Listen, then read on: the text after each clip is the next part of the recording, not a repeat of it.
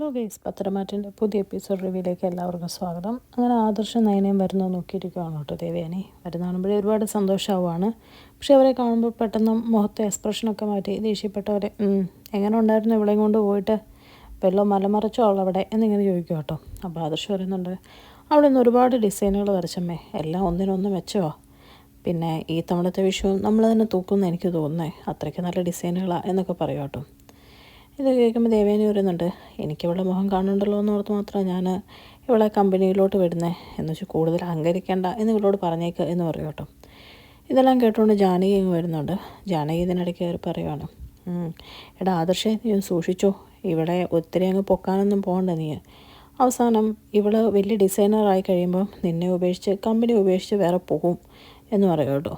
അത് കേൾക്കുമ്പോഴത്തേക്ക് നയനയ്ക്ക് നല്ല ദേഷ്യം വരുവാണ്. നയന പറയുകയാണ്, ചിലപ്പോൾ ജോലി ഉപേക്ഷിച്ചെന്ന് വരും, പക്ഷെ എൻ്റെ ഭർത്താവിനെ ഉപേക്ഷിക്കാൻ ഞാൻ ഉദ്ദേശിച്ചിട്ടില്ല എന്ന് പറയും കേട്ടോ. ഇത് കേൾക്കുമ്പോൾ ആദർശം പറയുവാണ്, അതെ, വല്യമ്മയുടെ മരുമകൾക്ക് ഒരുപാട് ആത്മാർത്ഥം ഉണ്ടെന്നല്ലേ പറഞ്ഞത്, വല്യമ്മ അവളുടെ കാര്യം നോക്കിയാൽ മതി, അല്ലാതെ എൻ്റെ ഭാര്യയുടെ കാര്യം നോക്കണ്ട എന്ന് പറഞ്ഞ് നയനെ കൂട്ടിക്കൊണ്ട് പോകും കേട്ടോ. അതൊക്കെ കേൾക്കുമ്പോൾ ദേവയാനിക്ക് ഒരുപാട് ഇഷ്ടമാവുകയാണ്. ദേവയാനി ഇങ്ങനെ തിരിഞ്ഞെന്ന് ചിരിക്കുവാണ് കേട്ടോ, ആരും കാണാതെ. അത് കഴിയുമ്പോഴേക്കും ജാനകി വന്ന് പറയുന്നുണ്ട്, ഏടത്തി അവളെ വിട്ടത് ഒട്ടും ശരിയായില്ല, അവളിങ്ങനെ വളരാൻ പോയി കഴിഞ്ഞാൽ എന്താവും കാര്യം എന്ന് ഓർത്ത് നോക്ക് എന്ന് പറയുമോ. അത് കേൾക്കുമ്പോൾ ദേവയാനി പറയുന്നുണ്ട്, എന്താവാൻ, അവളിവിടെ ഉള്ളത് എനിക്ക് ബുദ്ധിമുട്ടാണ്, പിന്നെ അവളില്ലാതെ ആദർശനും ബുദ്ധിമുട്ടാണ്, ഇതാവുമ്പം രണ്ടുപേരുടെയും പ്രശ്നത്തിനൊരു പരിഹാരമാവും, എനിക്ക് എന്തായാലും ഇവിടെ കുറച്ച് മനസ്സമാധാനമായിട്ടിരിക്കണം ജാനകി എന്ന് പറഞ്ഞിട്ട് അവിടെ നിന്ന് പോകും കേട്ടോ.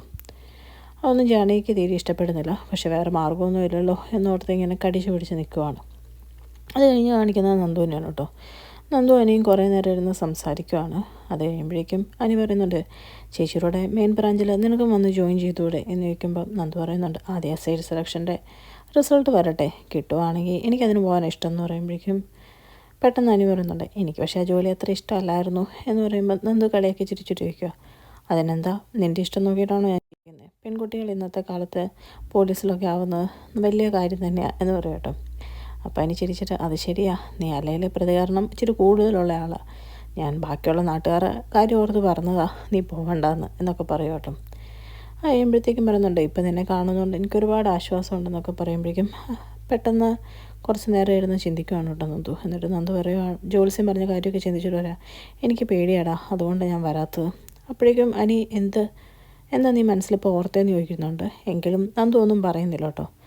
അത് കഴിയുമ്പോഴേക്കും അനാമികയുടെ കുറേ കുറ്റങ്ങളൊക്കെ പറഞ്ഞിട്ട് അനി അവിടെ നിന്ന് എഴുന്നേറ്റ് പോവുകയാണ്. എല്ലാ കാര്യങ്ങളും ഇങ്ങനെ ഇരുന്ന് നന്ദു ഇങ്ങനെ ഓർത്ത് ഇങ്ങനെ ചിന്തിച്ചിരിക്കുന്നതാണ് കേട്ടോ കാണിക്കുന്നത്. അത് കഴിയുമ്പോഴേക്കും നവ്യ ദേവേന ഉണ്ടാക്കിയ പലഹാരങ്ങളൊക്കെ കഴിച്ചുകൊണ്ടിരിക്കുകയാണ്. ആ സമയത്ത് നയനോട് പറയുന്നുണ്ട്, നിൻ്റെ അമ്മായിയമ്മ ഉണ്ടാക്കുന്ന എല്ലാം കിടു, നല്ല ടേസ്റ്റ് ഉണ്ട്. അപ്പോൾ നയന പറയുന്നുണ്ട്, അമ്മേനെ സ്നേഹിച്ചു തുടങ്ങിയെന്നൊരു സംശയം ഉണ്ടെന്ന് പറയുമ്പം നവ്യ പറയുന്നുണ്ട്, അതിനൊരു ചാൻസും ഇല്ല, അവരുടെ മുഖം കണ്ടാലേ അറിയാമല്ലോ, പിന്നെ ആദർശേട്ടന് സന്തോഷമായിക്കോട്ടെ എന്നോർത്താണ് അവരിപ്പം തന്നെ കമ്പനിയിലോട്ട് വിടുന്നത്, അതെന്തായാലും നിനക്കൊരു അനുഗ്രഹമാണെന്ന് തന്നെ പറയണം, അങ്ങനെയും പുറത്തിറങ്ങാൻ പറ്റുന്നുണ്ടല്ലോ, എനിക്കൊരു ഭർത്താവുണ്ട് ഇവിടെ, പണ്ട് ഞാൻ ചെയ്ത ഓരോ തെറ്റിൻ്റെയാണ് ഞാനിപ്പോൾ അനുഭവിക്കുന്നത്, സ്വത്തും സമ്പത്തൊക്കെ വലുതെന്ന് ഓർത്ത് ഞാൻ ഓരോന്ന് കാട്ടിക്കൂട്ടി, പറഞ്ഞിട്ട് കാര്യമില്ല എന്ന് പറഞ്ഞ് ആകെ വിഷമിച്ച് നിൽക്കുവാണ് കേട്ടോ നവ്യ. അപ്പോൾ നയന പറയുന്നുണ്ട്, ചേച്ചി ഒന്നും ഓർത്ത് വിഷമിക്കേണ്ട, അഭിമാറും, ചേച്ചി നല്ലപോലെ പ്രാർത്ഥിച്ചാൽ മതി എന്നൊക്കെ പറയുവാണ്. കഴിഞ്ഞ് മുറി ചെന്നിട്ട് ദേവേനെ ആദർശിൻ്റെയും നയനയുടെയും കല്യാണ വീഡിയോ ഒക്കെ എടുത്തു കാണുവാണ് കേട്ടോ. എന്നിട്ടിങ്ങനെ കണ്ട് ചിരിച്ച് ആസ്വദിച്ചിരിക്കുമ്പോൾ പെട്ടെന്ന് അനാമികയും കയറി വരുവാണ്. എന്നിട്ട് അനാമികയോട് ദേവേനെ ചോദിക്കുകയാണ്, എന്ത് പറ്റി മോളെ, നിനക്ക് ആകെ ഒരു വിഷമം എന്താണെന്ന് ചോദിക്കുമ്പോഴേക്കും അനാമിക പറയുന്നുണ്ട്, എനിക്ക് എന്നോട് ഒരു സ്നേഹമില്ല അല്ലേമ്മേ, എനിക്കിവിടെ നിൽക്കാൻ ഒരു താല്പര്യമില്ല, ഞാൻ എൻ്റെ വീട്ടിലോട്ട് പോയാലോ എന്ന് ഓർക്കുക, എനിക്ക് പറ്റുന്നില്ല വല്യമ്മ എന്നൊക്കെ പറഞ്ഞ് ആകെ പരിഭവവും പരാതിയൊക്കെ പറയുക കേട്ടോ. ഇതേക്കുമ്പോൾ ദേവേനി പറയുന്നുണ്ട്, മോളെങ്കിൽ എന്നാൽ മോളുടെ അച്ഛനും അമ്മയ്ക്കൊക്കെ എന്ത് വിഷമാവും, ഞാൻ എന്തായാലും അനിയോടൊന്ന് സംസാരിക്കാം എന്ന് പറഞ്ഞ് പോവുക കേട്ടോ. അത് കഴിഞ്ഞ് ഇങ്ങനെ ചിന്തിച്ച് നിന്നിട്ട് നേരെ അനിയുടെ അടുത്ത് നിന്ന് സംസാരിക്കുകയാണ് ദേവേനി പറയുന്നതെല്ലാം കേട്ട് കഴിയുമ്പോഴത്തേക്കും അനി പറയുന്നുണ്ട്, എനിക്കൊരിക്കലും അവളെ അംഗീകരിക്കാൻ പറ്റത്തില്ല, എൻ്റെ ജീവിതത്തിൽ ഇത്രയും നാളൊരു പച്ചപ്പൊക്കെ ഉണ്ടായിരുന്നു, എല്ലാവരും കൂടെ അവളെ എൻ്റെ തലയിൽ കെട്ടി വെച്ചാൽ അവൾക്ക് ഈ കുടുംബത്തിലെ ഒരംഗമാണെന്ന് മേനി പറഞ്ഞ് നടക്കണം അവളുടെ വീട്ടുകാർക്കും, അല്ലാതെ അവളെന്നെ സ്നേഹിക്കുന്നൊന്നുമില്ല എന്ന് പറയും കേട്ടോ. അപ്പോൾ ദേവേനി പറയുന്നുണ്ട്, ആദർശിൻ്റെയും നയനയുടെയും കാര്യം തന്നെ നോക്ക്, ആദർശന് ആദ്യം അവളെ കണ്ണെടുത്തൊക്കെ കൊണ്ടുണ്ടായിരുന്നു, എനിക്കിപ്പോഴും അങ്ങനെയൊക്കെ തന്നെയാണ്, എന്നിട്ട് ഇപ്പോൾ ആദർശം അവളെ എങ്ങനെയാണ് കൊണ്ടു നടക്കുന്നത്, അതുകൊണ്ട് നീ അങ്ങനെയൊന്നും പറയണ്ട, ഈ കുടുംബത്തിൽ ഒരു ബന്ധം തകരുമ്പം ഈ വീട്ടിലുള്ള മറ്റുള്ളവർക്ക് എന്ത് വിഷമമായിരിക്കും എന്നൊക്കെ ചോദിക്കും കേട്ടോ. ആ സമയത്ത് അതിന് പറയുന്നുണ്ട്, എങ്കിലും നയനേടത്തിൻ്റെ ഭാഗത്ത് ഒരുപാട് നന്മയുണ്ടായിരുന്നു. നിങ്ങൾക്കാർക്കും അപ്പോഴും അറിയില്ല ഇപ്പോഴും അറിയില്ല എന്ന് പറയുമ്പോൾ ദേവേനി മനസ്സിൽ ചിന്തിക്കുകയാണ്, ഇപ്പം എനിക്കതറിയാം മോനെ എന്നൊക്കെ ഇങ്ങനെ ചിന്തിച്ചിരിക്കുകയാണ്.